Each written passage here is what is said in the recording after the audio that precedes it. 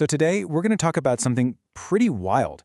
We're diving deep into a bizarre and frankly dangerous theory that managed to crawl out of the darkest corners of the internet and land right in the middle of mainstream television. It's a story about secret elites, terrified children, and a mythical drug that's poisoning how we think about the world. Let's just jump right into the heart of it. This quote right here. This is the spark. A man named Gerard Ferret went on a hugely popular French talk show and said this right out loud. And that single, shocking sentence, well, it was like lighting a match in a room full of gasoline. So the big question is, right, how does a sordid rumor like this travel from the absolute fringe to the mainstream? That's what we're going to trace today. We're going to follow its path step by step to really understand the mechanics of a viral lie.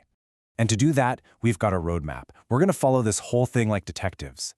We'll start with that initial spark. Then we'll deconstruct the so-called evidence. After that, we look at a very strange counterattack, track the digital explosion, uncover the dangerous history behind it all, and finally get to the big reveal, the so-called proof. Okay, first up, the spark. Our whole story really kicks off with one single television appearance. Just one moment that took a fringe conspiracy theory and blasted it out to a massive and pretty unsuspecting audience. So before we go any further, let's be crystal clear on what we're actually talking about here. The adrenochrome theory claims that this powerful global elite kidnaps and tortures children to harvest a compound from their blood, a compound they then use as a kind of fountain of youth. It is, and I want to be very clear about this, completely and utterly baseless.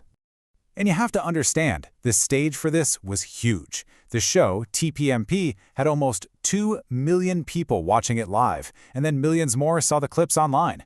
This wasn't some hidden forum on the web, this was prime-time television, which gave this incredible claim a shine of credibility it never deserved. But how in the world do you even begin to fact-check a claim that wild? Well, a team of journalists and citizen investigators decided to take it on. They focused their efforts on an article in a magazine called Shock that was pushing the theory.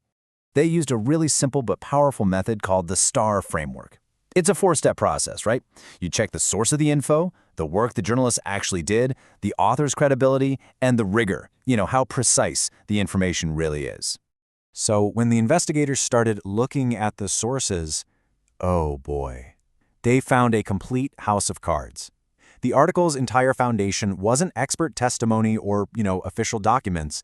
It was social media chatter, an alarmist Facebook post, and just some random comments from other conspiracy accounts.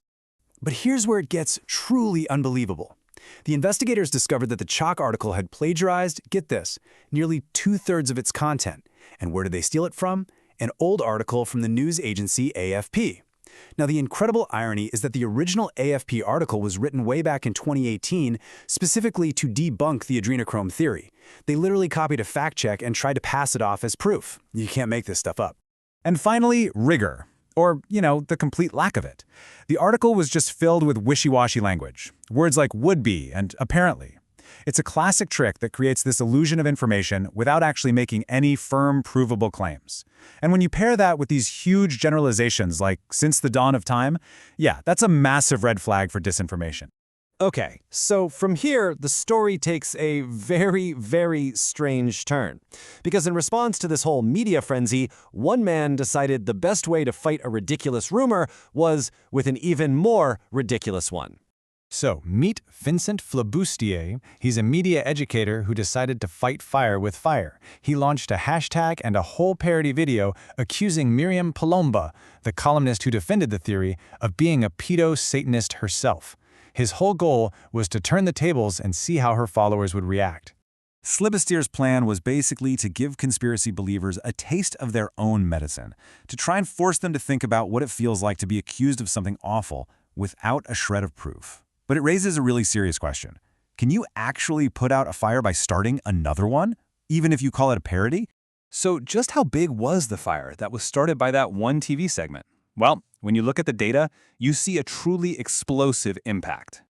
This theory didn't just appear out of thin air. Its modern roots are actually in the 1998 movie Fear and Loathing in Las Vegas, where it's a totally fictional drug. It was later picked up by the QAnon movement and got tangled up with Pizzagate. But as you can see from the timeline, after bubbling under the surface for years, that one TV broadcast in France was the moment it truly went supernova. Using a social media analysis tool, you can really see the impact. Before that broadcast, the conversation around adrenochrome in France was a tiny, niche topic. It was barely a blip on the radar. But after the show aired, boom, the volume of conversation exploded by over 50%. That one broadcast was so powerful that for a little while, France actually became the #1 country in the entire world for discussion about adrenochrome. It even surpassed the United States. But look, this isn't just some weird internet trauma. To really understand why this stuff is so dangerous, we have to look a little deeper. These bizarre claims are tapping into some of the oldest and most toxic lies in human history. As experts in conspiracism point out, the story of a secret elite sacrificing children to steal their life force, that is not new. It's a modern recycling of the anti-Semitic blood libel trope, which has been used for centuries to justify horrific violence. So even if the modern versions don't mention Jewish people directly, they're using the exact same playbook and appealing to the same dark fears. But through this whole mess, the original accuser, Gerard Fauré, he kept promising he had the ultimate smoking gun, the actual address of a secret child sacrifice laboratory on French soil. And after weeks of hype and investigation, this was it. This was the grand proof. A link to a rambling 4.5-hour-long YouTube video that eventually identified this door. An unremarkable door in an alley, which the people in the video just speculated could be a lab with absolutely zero evidence. But the story gets even more absurd. When a journalist actually called Fauré and asked him if he had visited this supposed site of these horrific crimes, his answer was just stunning. He admitted he had never even been there. The entire claim, the central piece of his proof, was based on nothing. He was just repeating something he saw online. In the end, the investigation found zero evidence for any of these claims, not a single shred. It was a house of cards built on Facebook comments, plagiarism, and a lie about a door in an alley.